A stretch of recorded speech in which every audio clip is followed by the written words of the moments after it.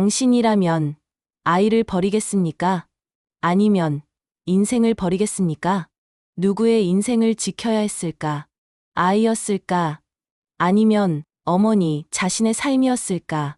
20해 전 단 한 번의 선택이 두 여자의 운명을 갈라놓았다. 그리고 그날 내린 결정을 모른 채 살아온 한 아이가 바로 지금의 지은호였다. 고성이는 어릴 적부터 가난이 싫었다. 남들이 먹는 걸 먹지 못하고 남들이 입는 걸 입지 못하며 자라는 동안 그녀는 한 가지 다짐만을 품고 살았다. 나는 반드시 이 삶에서 벗어나겠다. 아름다운 외모는 성의의 무기였다. 어려운 환경 속에서도 그녀는 늘 사람들의 시선을 끌었고 결국 젊은 사업가와 결혼하며 잠시나마 안정을 얻었다. 예쁜 집, 그럴듯한 생활, 곁에 함께할 남편. 행복은 오래가지 못했다. 결혼한 지 채 몇 해 지나지 않아 남편이 갑작스러운 사고로 세상을 떠났고 남은 건가 태어난 아기 하나였다. 처음에는 아이가 삶의 버팀목이었다. 성희는 매일 새벽마다 아이를 안고 귓가에 속삭였다. 엄마가 널 지켜줄 거야. 세상이 뭐라 해도 넌 내 전부야. 그러나 현실은 차갑게 그녀를 옥죄었다. 남편의 사고 뒤 사업 부도와 빚이 뒤따랐다. 남편의 지인들은 등을 돌렸고 친정조차 기대기 어려웠다. 생계를 책임지며 아이를 키운다는 건 상상 이상으로 버거웠다. 하루하루가 전쟁이었다. 기저귀 값을 내기 위해 허드레시를 했고 아이 분유를 마련하려고 사채 문 앞에 서야 했다. 아이를 사랑하는 마음만으로는 버티기 힘든 현실이었다. 그때 그녀 앞에 박진석이 나타났다. 하늘건설의 대표, 세상이 우러러보는 부와 권력의 상징 같은 남자였다. 내 옆에 오면 돼. 나랑 같이 가면 2번 다시 굶는 일 없을 거야. 박진석의 호탕한 목소리는 고성이의 귀를 파고들었다. 그녀는 직감했다. 이 남자와 결혼한다면 평생 꿈꾸던 자리에 오를 수 있다고. 그러나 품에 안은 아이는 걸림돌이었다. 박진석의 집안은 절대로 받아들이지 않을 짐. 성희는 갈림길에 섰다. 아이냐, 자신의 인생이냐. 다른 한쪽에서는 정순이의 삶이 무너지고 있었다. 성실하고 따뜻한 여인이었지만 남편의 사업 실패는 그녀의 세상을 송두리째 삼켜버렸다. 한 번만 더. 남편은 매번 그렇게 말하며 빚을 쌓아갔다. 10번쯤 반복된 한 번만 더는 결국 되돌릴 수 없는 파탄으로 이어졌다. 순이는 마지막 희망을 아이에게 걸었다. 임신 사실을 알았을 때 가장 먼저 떠올린 건 이름도 성별도 아니었다. 쌀을 조금 더 불려야겠다.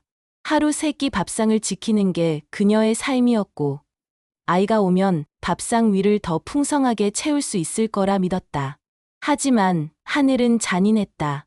어렵게 품은 아이는 세상에 오래 머물지 못했다. 출산 직후 사산. 품이 텅 빈 채 병실 침대에 누워있자니 세상이 송두리째 꺼져 내린 듯했다. 순이는 매일 울며 중얼거렸다. 아이만 다시 내 곁에 있다면 내가 어떤 시련도 버틸 수 있을 텐데. 병원 사회사업팀 소장은 두 여자의 사정을 알고 있었다. 그는 조심스럽게 두 여자를 한 방에 불러 앉혔다. 상담실에 앉은 고성이의 얼굴은 화려했지만 눈빛은 지쳐 있었다. 순이는 얼굴이 헬쑥했고 손은 떨렸다. 먼저 성희가 입을 열었다. 저는 아이를 사랑합니다. 하지만 이 아이가 제 발목을 잡을 겁니다. 그 말은 차갑게 들렸지만 사실은 애써 감정을 눌러 담은 고백이었다. 순이는 손가락을 꼭 쥐며 대답했다. 저는 가진 게 없어요. 하지만 굶기지 않을 자신은 있습니다. 하루도 빠짐없이 안아줄 자신도 있고요. 짧은 대화였지만 두 사람의 눈빛은 부딪히며 묻고 있었다. 누가 진짜 엄마가 되어야 하는가. 며칠 뒤 입양 서류가 준비되었다. 사회사업팀은 합법적 절차라며 서류를 내밀었지만 그 순간 공기는 무겁게 가라앉았다.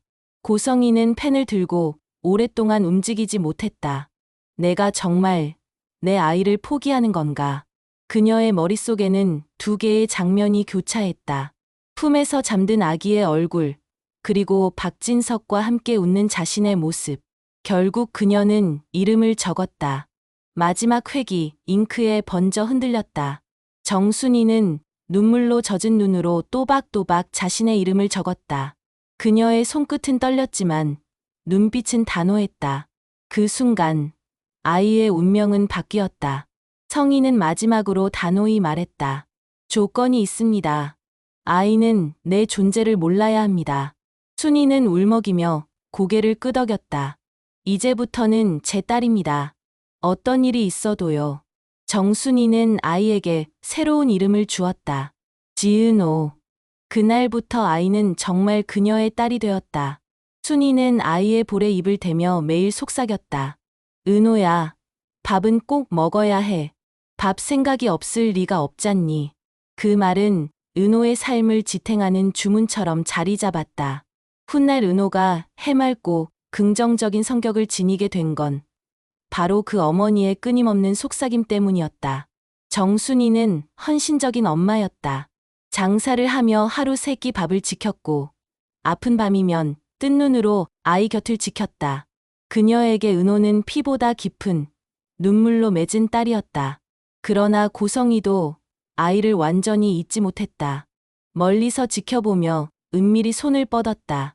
은호가 초등학교에서 상을 타면 익명으로 꽃바구니가 도착했고 고등학교 진학 때는 누군가 학원 정보를 흘렸다. 항상 보이지 않는 손길이 있었다. 성희는 밤마다 거울을 보며 중얼거렸다. 내 딸인데 내가 키우지 못한 내 피. 언젠가는 다시 찾아와야 해. 은호는 모르는 채 밝고 긍정적으로 자랐다. 하지만 어딘가 모르게 늘 두 시선이 따라다녔다. 정순이의 따뜻한 손길, 그리고 알 수 없는 감시 같은 기묘한 다정함. 때때로 은호는 묘한 의문을 품었다. 왜 내 인생에는 엄마가 두 명인 것 같지? 세월은 흘러 은호는 성인이 되어 카페를 꾸리고 인테리어 일을 시작했다. 그러나 과거의 비밀은 여전히 닫힌 서랍 속에 있었다. 고성이는 여전히 기회를 노리며 멀리서 지켜보고 있었고 정순이는 진실이 드러날 날을 두려워하며 은호 곁을 지켰다. 두 엄마의 모순된 사랑은 언젠가 은호의 삶을 송두리째 흔들게 될 것이다. 이것이 바로 지은호의 출생 비밀이다. 한쪽은 욕망 때문에 아이를 놓았고 다른 한쪽은 절망 속에서 아이를 붙잡았다. 그리고 그 사이에서 자라난 아이, 지은호. 그녀의 삶은 아직도 두 엄마의 그림자 속에서 흔들리고 있다. 비밀은 끝내 드러날 것이다. 그리고 그날 이후 모든 관계는 다시 쓰여질 것이다.